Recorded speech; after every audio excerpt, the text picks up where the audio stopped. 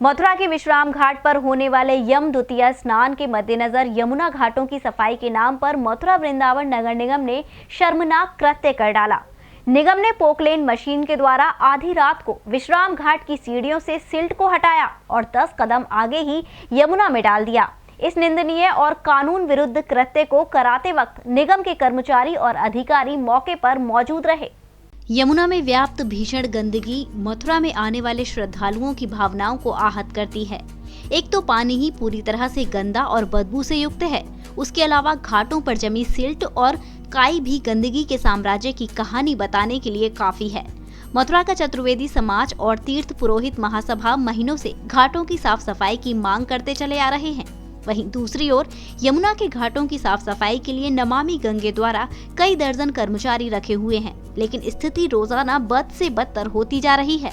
अब फिलहाल दीपावली के बाद आगामी 6 नवंबर को यम द्वितीया का विश्व प्रसिद्ध स्नान इन्हीं घाटों पर संपन्न होगा, जिसमें देश विदेश के लाखों श्रद्धालु आकर स्नान करेंगे। ऐसे में घाटों की सीढ़ियों पर कई फीट जमी सिल्ट न केवल अवरोध उत्पन्न करेगी बल्कि दुर्घटनाओं का भी कारण बन सकती है।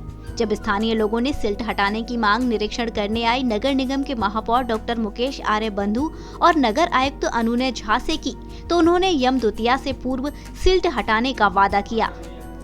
इस वादे को पूरा करने के लिए सोमवार मंगलवार की रात को नगर निगम ने अपनी पोकलेन मशीन लगाकर घाटों से सिल्ट हटाने के नाम पर धोखाधड़ी का ये निंदनीय कृत्य कर डाला। रात के अंधेरे में मथुरा के घाटों पर पोकलेन मशीन सिल्ट को सीढ़ियों से हटाकर दूसरी तरफ पानी में फेंकती रही। नगर निगम का ये घटिया और कानून विरुद्ध कार्य G9 न्यूज के कैमरे में कैद हो गया।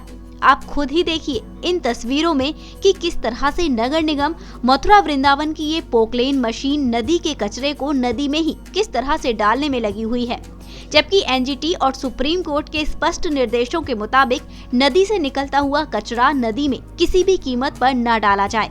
लेकिन नगर निगम अपनी मनमानी पर किस कदर उतारू है, ये आप इन तस्वीरों में साफ देख सकते हैं। ऐसी खबर है, रात को 12 बजे जेसीबी आई थी और सुबह 4 बजे तक चली और उसकी बालू उसी में गिरी है, उसी में डाल दी गई है, बाहर नहीं निकाली। ये तो नियम के विरुद्ध हुआ है, क्योंकि इसी की सीट उठा इसी में डाल दी गई। और उसके साथ बालू जो उठाई उसके साथ घाट की सारी सीढ़ियाँ तोड़ दी हैं। मेन विश्राम घाट है, जो आज कई यात्री घायल हुए, चोटिल हुए, जिनको अस्पताल भर्ती किया है। किसी की पैर की नस कट गई है, किसी के पैर का अंगूठा कट गया है। आज घटना घटी है। आज दोपहर को घटना घटी है। बाहर से यात्री जो आती हैं, बिहार से जो यात्री आए हैं, वो काफी चोटिल हुए हैं। कितनी सीढ़ियाँ टूटी हैं ऐसी? कम से कम नीचे की 2 सीढ़ी तोड़ दी हैं। कैसे टूट गई है? वो जेसीबी चली थी नहीं, उससे रात में बालू निकाली, उससे 2 सीढ़ी टूट गई हैं। काफी पत्थर उखाड़ दिए हैं, बिल्कुल उससे चोट भी आई है कहीं? उससे काफी उसमें पत्थर उसी में गिर दिए हैं। तो कोई स्नान करने जाता है तो चोटिल हो जाता है। मतलब बालू भी इसके उठा इसी में डाल दी जेसीबी का, कोई फायदा नहीं हुआ।